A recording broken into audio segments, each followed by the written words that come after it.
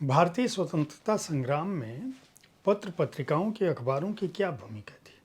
अंग्रेजी राज उस दौरान पत्रकारों को किस रूप में देखता था? जो अखबार और पत्रिकाएं निकलती थी उनके सामने किस तरह का संघर्ष था? क्या उन अखबारों, पत्र पत्रिकाओं, उन पत्रकारों और संपादकों के अवदान के बिना भारत को स्वतंत्रता मिल पाती? क्या राष्ट्र उस रूप में जागरूक हो पाता जिस रूप में जागरूकता की उसको आवश्यकता थी? नमस्कार, आप देख रहे हैं साहित्य तक के बुक कैफे का एक दिन एक किताब कार्यक्रम। मैं हूं जयप्रकाश पांडे और साहित्य तक लगातार आपके समक्ष राष्ट्र दिवस पखवाड़े के अवसर पर राष्ट्र से संबंधित, स्वतंत्रता संग्राम से संबंधित, राष्ट्र के भूत और भविष्य से संबंधित लोकतंत्र और लोकतंत्र की प्रक्रिया से जुड़े अवदान से संबंधित, संविधान से संबंधित पुस्तकों की चर्चा कर रहा है।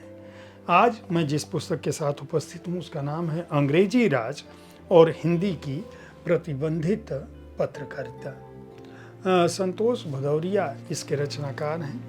दरअसल यह पुस्तक यह बताती है कि किस तरह से पराधीन भारत में शब्दों की दुनिया पर पहरे बिठा दिए गए थे, किस तरह से उस दौरान पत्र पत्रिकाओं को प्रतिबंधित किया जा रहा था और उस प्रतिबंध के दौरान भी किस तरह से पत्रकारों ने अपनी आवाज को दबने नहीं दिया और तत्कालीन पत्रकारों ने ब्रिटिश हुकूमत के खिलाफ न केवल स्वतंत्रता संग्राम को जिंदा रखने में अपनी भूमिका निभाई बल्कि उस संघर्ष को आंच दी, हवा दी।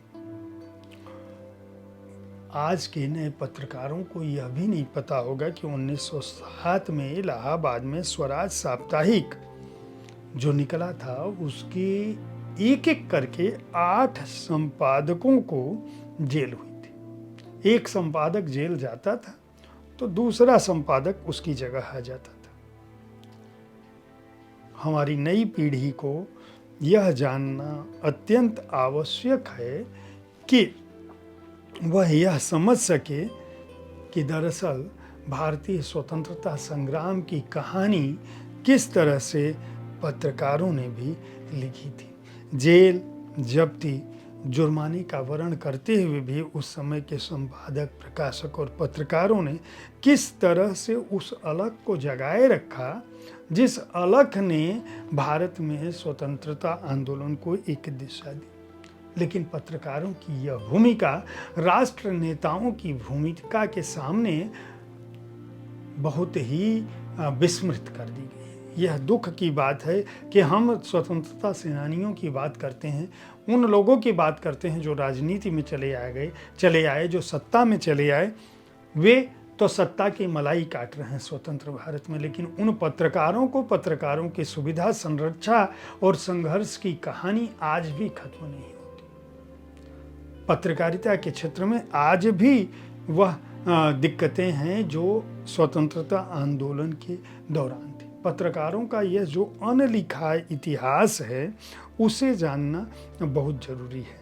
और इस पुस्तक में संतोष भदौरिया ने उन पत्र पत्रिकाओं की बात की है, उन पत्र पत्रिकाओं का उल्लेख किया है जिन्होंने भारतीय भाषाओं में, विशेषकर हिंदी पत्र पत्रिकाओं ने जिस तरह से अपना अलख जगाया उसको एक तरह से इतिहास बोध का स्वरूप वो देते हैं और राष्ट्रीय चेतना के लिए सत्य, न्याय, संघर्ष, विकास का जो पथ उन पत्रकारों ने चुना था उसकी बात करते हैं। ज़्यादातर प्रतिबंधित पत्र पत्रिकाएं 20वीं सदी, 19वीं सदी में निकली थी। ब्रिटिश शासकों को उन्होंने चुनौती दी, स्वाधीनता सेनानियों की मदद की, लोगों को प्रेरित किया, बदले में लगातार कष्ट उठाए। 1857 में एक उर्दू पत्र पयामे आज़ादी निकला था। उसके मुद्रक और प्रकाशक को फांसी ही नहीं दी गई बल्कि इस पत्र के कुछ पाठकों को भी मौत के घाट उतार दिया गया। क्या आपको इस इतिहास के बारे में पता था कि पयामे आज़ादी के प्रकाशक और मुद्रक की यह दशा हुई थी कि उसके पाठकों तक को उसकी कीमत चुकानी पड़ी? यह बात 1885 में कांग्रेस की जो स्थापना थी उससे लेकर 1920-21 के दौरान स्वदेश का मूल सिद्धांत क्या था, स्वदेश अखबार निकला तो क्या था, इस तरह के सैकड़ों पत्र पत्रिकाओं की बात यह पुस्तक करती है। इस पुस्तक में जो अध्याय हैं उसमें जरूरी बात और अपनी बात के अलावा संघर्ष और बंधन, जेल जब्ती और जुर्माना, देश और दुनिया, पग पग पर प्रतिवाद, कहन और विस्तार, इसके अलावा संदर्भ पुस्तकें भी इसके अंदर हैं।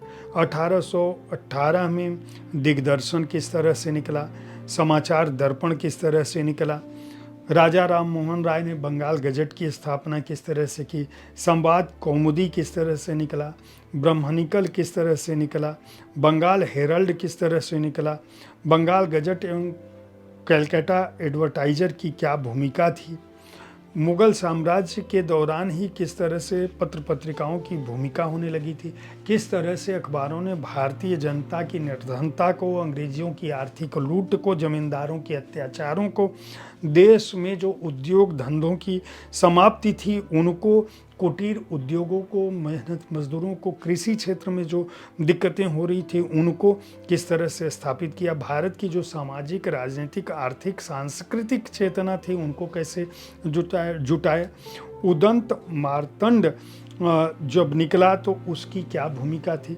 समाचार चंद्रिका, जानबुल और एशियाटिक जर्नल की क्या भूमिका थी, हिंदी पत्रकारिता ने किस तरह से पश्चिम बंगाल की धरती पर अपना अलग जगाया और पूर्वी बंगाल से किस तरह से पत्रकारिता के विकास में उसकी भूमिका थी, बनारस की क्या भूमिका थी, बनारस अखबार का, विशाल भारत, मॉडर्न रिव्यू का क्या था, प्रवासी की क्या भूमिका थी, आजकल, दिग्दर्शन का क्या महत्व था, ये सब कुछ इस पुस्तक में शामिल है। यहाँ तक कि उदंत मार्तंड जब निकला तो किस तरह से दिनकर प्रकटत दिन ही माह, यह प्रकाश अन्याय, ऐसो रवि उग्योमहि, जहिते ही सुख को धाम, इस तरह की भावनाओं के साथ निकला। और जब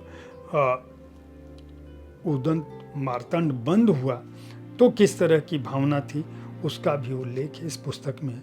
दरअसल यह पुस्तक भारतीय पत्रकारिता के इतिहास, उसके संघर्ष, उसकी गरिमा, उसके गौरव और स्वतंत्रता संग्राम में उसकी भूमिका को भी बताती है। चांद की फांसी अंक के जब्त होने की बात करती है, किस तरह से उस दौरान केवल पत्र पत्रिकाएं ही नहीं बंद, बाद के दिनों में किस तरह से आवाज़ों को भी दबाया जाने लगा, पत्रिकाओं को प्रतिबंधित किया जाने लगा, उनके अंकों को जब्त किया जाने लगा, उसका भी उल्लेख करती है। भारतीय राष्ट्रीयता के विकास में, उसको दिशा देने में हिंदी की इन प्रतिबंधित पत्र पत्रिकाओं का एक बहुत बड़ा योगदान रहा है।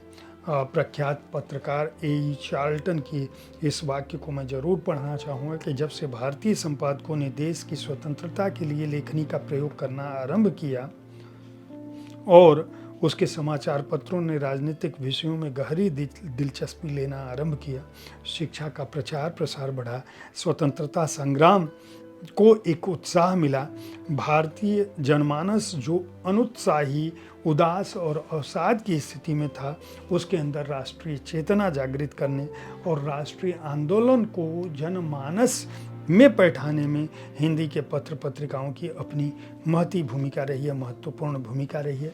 स्वतंत्रता संग्राम के पखवाड़े में उस दौर को याद करना बहुत ही आवश्यक है। लोक भारती प्रकाशन ने इस पुस्तक को प्रकाशित किया है। हालांकि यह पुस्तक पत्रकारिता के छात्रों के लिए है, लेकिन मैं सभी से अनुरोध करूंगा कि जो लोग स्वतंत्रता संग्राम में या इतिहास में रुचि रखते हैं उन्हें भी इस पुस्तक को खरीद कर पढ़ना चाहिए। संतोष भदौरिया को, लोक भारती प्रकाशन को, जो राजकमल प्रकाशन का सहयोगी प्रकाशन है, उससे बहुत बहुत शुभकामनाएं और बधाई इस पुस्तक के लिए। इस पुस्तक का मूल्य 350 रुपये है। मैं उम्मीद करता हूं कि साहित्य तक पर हमारे द्वारा स्वतंत्रता संग्राम पखवाड़े में प्रस्तुत की जा रही पुस्तकों को आप पसंद कर रहे होंगे। पुस्तकें खरीदते रहें, पुस्तक संस्कृत को बढ़ावा देते रहें, इस कार्यक्रम के बारे में अपनी राय से अवगत कराते रहें। धन्यवाद।